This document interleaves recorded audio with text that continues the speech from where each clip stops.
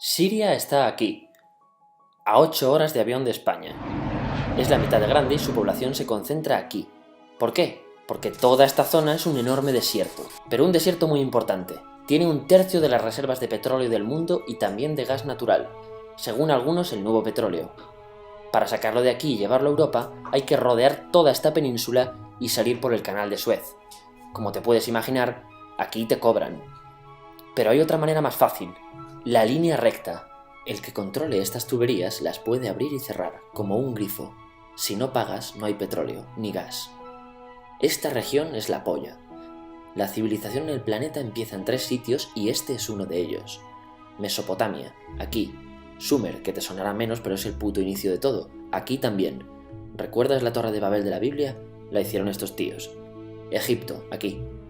Siempre ha sido un punto de contacto entre Oriente y Occidente, dando a Asia salida al Mediterráneo. Quizá por eso aquí nacen las principales religiones monoteístas, el judaísmo, el cristianismo y el islam. El islam es el último que llega y de hecho acoge a las 2 anteriores. Adán, Noé, Moisés, Jesucristo son considerados profetas islámicos. Bueno, al grano. Como la zona es la hostia, todos han querido controlarla y siempre ha estado dentro de algún imperio. Persas, griegos, los romanos. El imperio romano termina partiéndose en 2, y finalmente solo sobrevive esto. Ahora es cuando la última religión monoteísta, el Islam, construye su propio imperio. ¿Te acuerdas de las cruzadas? Bueno, pues son los europeos cristianos intentando recuperar esta zona de la que estamos hablando. Los últimos en llegar son los turcos, que ojo, no vienen de Turquía, sino de a tomar por culo en Asia, junto con Gengis Khan. Lo conquistan todo y fundan el Imperio Otomano. El Imperio Otomano se queda ahí hasta la Primera Guerra Mundial, 600 años. Cuando acaba la Primera Guerra Mundial, aparecen pequeños países donde antes estaba el Imperio Otomano, y por primera vez vemos a Siria en un mapa. Hasta ahora la habíamos dibujado para no perdernos. ¿Y quién se inventa esos países? Lo que te voy a contar es alto secreto. Bueno, lo era en 1916. Este súper secreto se llama Acuerdo de Sykes-Picot. Los franceses y los ingleses no podían derrotar solos al Imperio Otomano. Solo podían si les apoyaba la gente que vivía dentro, en su mayoría árabes. ¿Cómo se los ganaron? Pues les prometieron la Gran Arabia, un país solo para ellos. El único problema es que era un timo. Antes de seguir, recuerda una cosa. Los árabes son un pueblo, pero no una religión. O sea, un árabe puede ser musulmán, puede ser cristiano, y antes del Islam parece que hubo tribus árabes con tradiciones judías. Bueno, pues a los árabes no les dieron ese único país que les habían prometido. En su lugar, franceses y británicos crearon muchos países pequeños. Estos países, obviamente, no eran países de verdad, sino zonas bajo su control con gobernantes puestos por ellos. Durante este tiempo hacen lo que quieren con la zona. Recuerda que hay petróleo. Siria, aunque no tiene grandes reservas, tiene fácil salida al mar, y Francia, que es la que se ha quedado con Siria, se lo da a compañías extranjeras. Después de la Segunda Guerra Mundial, los europeos se van. En el caso de Siria, son echados a patadas. Pero antes de irse, crean otro estado, Israel. No es el momento de hablar de ello, pero es un estado muy polémico que sus vecinos no reconocen. La prueba es que nada más irse los británicos, todos estos estados lo atacan. La zona, a partir de ahora, va a ser una puta bomba de relojería. ¿Y mientras qué pasa en Siria? Bueno, pues no es muy estable. Tiene golpes de estado constantes. En esa época aparece en Siria una ideología que se hace con el control y se expande por el mundo árabe, el Ba'ath. Esta ideología mezcla el antiguo sueño de una sola nación árabe con ideas socialistas. Y algo muy importante, es laica, o sea que no es religiosa. Siria se llega a unir con Egipto, un país con el que no tiene frontera. Pero no es algo raro, muchos de estos países intentan hacerlo también. Como recordarás, a esta gente se le había prometido un solo país y las ganas las seguían teniendo. Pero la unión falla. En este tiempo Egipto les convence para nacionalizar el petróleo. En Siria, Al-Assad, el padre del Assad de ahora, se convierte en jefe del estado Ba'ath. En Irak, también Ba'ath, comienza a ganar fuerza Saddam Hussein. Las diferencias entre ambos países dividen a los partidos Ba'ath de otros países en pro-Siria o pro-Irak. Ahora ocurre la Guerra Fría. El mundo se divide en 2, o eres de Estados Unidos o de la Unión Soviética. Son años muy movidos en los que se pegan constantemente con Israel, invaden su vecino Líbano y comienza una oposición islamista al régimen Ba'ath de Assad, los hermanos musulmanes. Vale, volvamos atrás un momento. Recuerdas que la mayoría de árabes eran musulmanes, ¿verdad?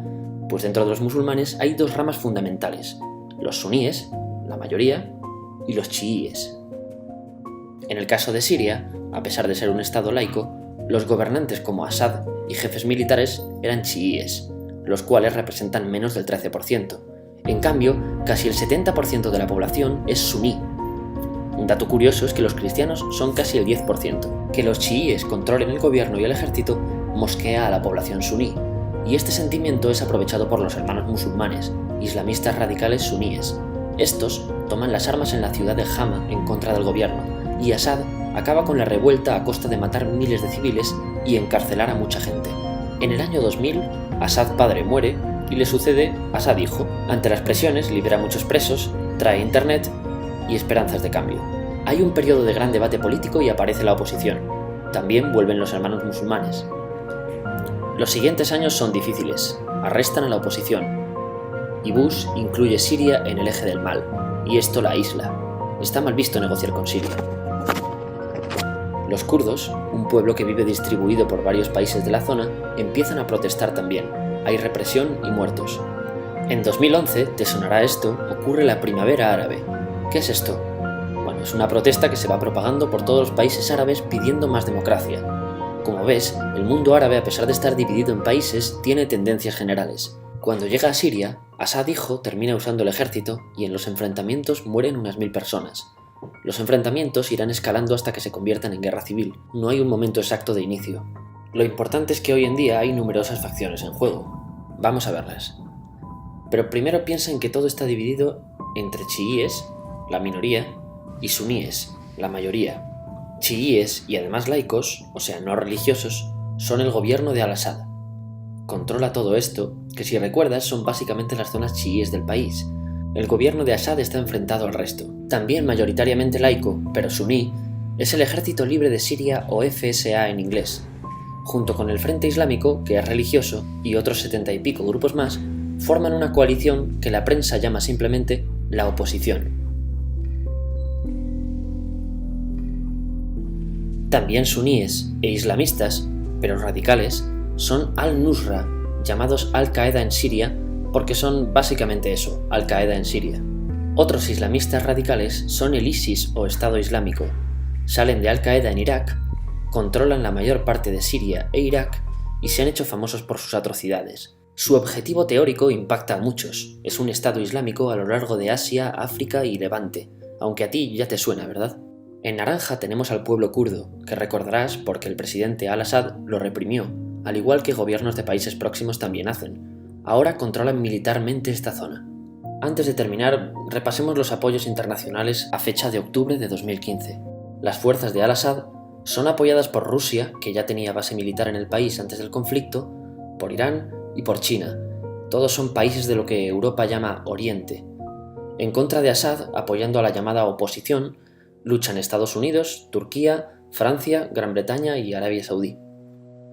Podemos terminar con algunas conclusiones. Te advierto que esto ya es pura opinión. Si recapitulamos, vemos que la región es estratégica. Por su situación privilegiada, todos la quieren. Siria siempre ha estado bajo el paraguas de grandes imperios. Piensa que hace 100 años la actual Francia era Francia, Gran Bretaña era Gran Bretaña, pero es que hace 200 también, y hace 300 también, y hace 400 también. En cambio, Siria solo es Siria desde hace menos de 100 años, y solo se gobierna a sí misma desde hace poco más de 50. Además, jamás decidieron sus fronteras, se las impusieron. Europa divide Oriente Medio a su antojo para controlarlo, diseñando países sin tener en cuenta su población.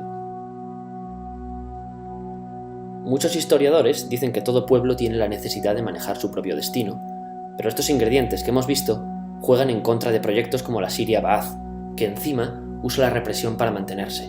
En última instancia, producen una guerra civil. En este contexto no es extraño que aparezcan actores que se alimenten de la desesperación, el sentimiento suní de opresión y la visión de Occidente como invasor. ISIS usa la identidad árabe y la mitología de antiguos imperios. Cuando quieras entender el presente, pregúntate: ¿y el pasado?